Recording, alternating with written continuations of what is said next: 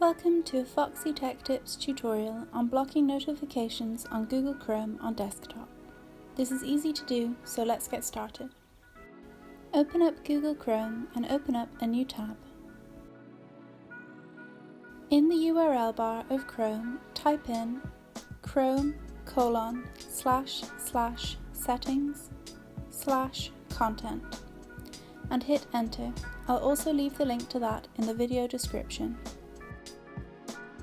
That will take you to the site settings of Chrome. Scroll down until you see notifications and open it up. This page will show you a list of all the websites which have requested notifications in the past. It shows the sites you have already blocked as well as the sites currently allowed to send you notifications. You can browse through the list, and any website you want to block, just tap on the menu button beside their name and then select Block.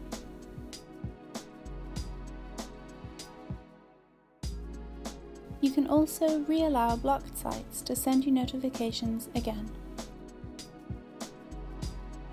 And that draws an end to this tutorial. Please like the video if you found it helpful and subscribe to Foxy Tech Tips for more Chrome tips and tricks.